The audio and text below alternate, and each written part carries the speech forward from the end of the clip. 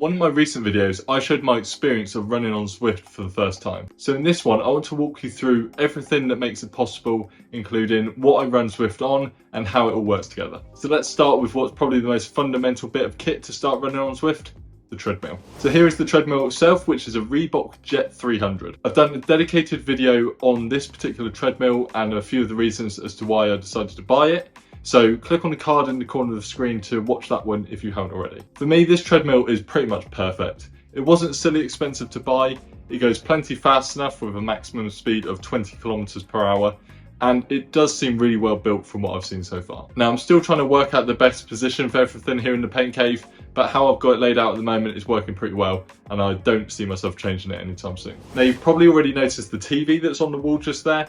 Well, I'm not actually using that anymore, and there's a few reasons as to why. So when the TV's obviously swung out in front of the treadmill, I did find it a little bit disorientating looking straight in front of you. I found it much more comfortable to look down ever so slightly, as I found when I was looking straight on, I found myself shifting side to side along the belt. It's also not quite central, so when I am looking at it, I found myself looking towards the left-hand side of the screen as opposed to in the middle.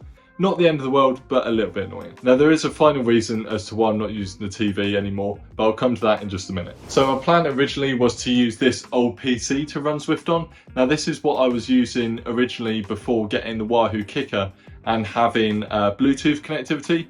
My old turbo trainer was ANT Plus only, and so I had to rely on an ANT Plus dongle plugged into this one. Now a problem came about when I powered this one on for the first time in forever, and I found that a recent Zwift update meant that the graphics card inside it isn't quite good enough anymore. Now it's not worth upgrading anything on this PC at the moment, so I'm going to store it away and I'll stick to using the iPad going forward. So onto the iPad now, which is what I've decided I will ultimately be running Zwift on. I do have an old Apple TV, but it is really old and it doesn't even come with the Zwift application or anything like that. So my original plan was to connect the Apple TV up to the TV on the wall here and use AirPlay to mirror the iPad screen onto the Apple TV, which would then display on the TV itself. But that means I can't actually record the iPad screen, which I found out when trying to record the video for the first run on Zwift. I decided that being able to actually record the iPad screen and share some of the Zwift footage with you guys was more important than actually having it displayed on the TV there. And that's actually the final reason as to why I'm no longer using the TV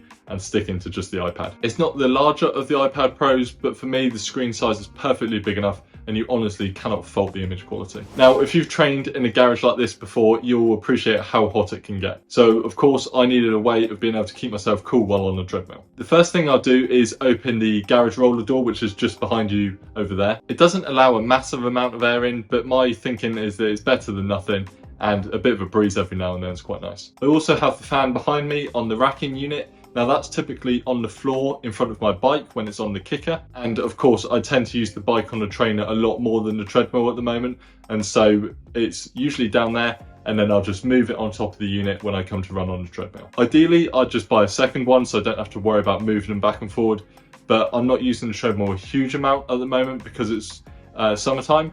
And so for the sake of moving it from one position to another, it's not really worth buying a second fan at the moment. So the final bit of kit that I use, which is crucial to be able to run on Zwift, is my watch, which is a Garmin Fenix 6X Pro. After doing a bit of research, I found it was actually possible to run on Zwift with just your watch and not have to shell out on yet another bit of kit like a foot pod. Now I'm going to do a dedicated video on how to set all this up, but the long and the short of it is that the Garmin watches come with a virtual run feature, which then integrates with Zwift. So it's actually nothing to do with the treadmill itself, it's my watch that determines my cadence, distance, speed, that sort of thing in the game. I'll pair my Polar H10 heart rate strap with the iPad directly, just so that's a little bit more accurate, but the watch takes care of everything else. Now, how accurate is using the watch on the treadmill? Not very, based on my experience so far. I did a dedicated video on my first run on Zwift, so check that one out if you haven't already. But yeah, I didn't find the pace, for example, to be particularly accurate. At the moment, I'm undecided on whether the accuracy is a problem for me. At the moment, given how infrequently I'm actually using the treadmill, it's not a problem. So further down the line, if I decide to use it more, I might invest in something like a foot pod to see how I get on with that. but at the moment I'm just sticking with using my watch. So that was an overview of my indoor treadmill setup and what I use to ultimately be able to run on Zwift. I really hope you enjoyed it and you found it helpful in some way. If you did, you might want to check out one of my recent videos, which you can access by clicking on the screen just there. Also, please drop this video a like and subscribe to the channel if you haven't already. Thanks again so much for watching. I'll see you next time.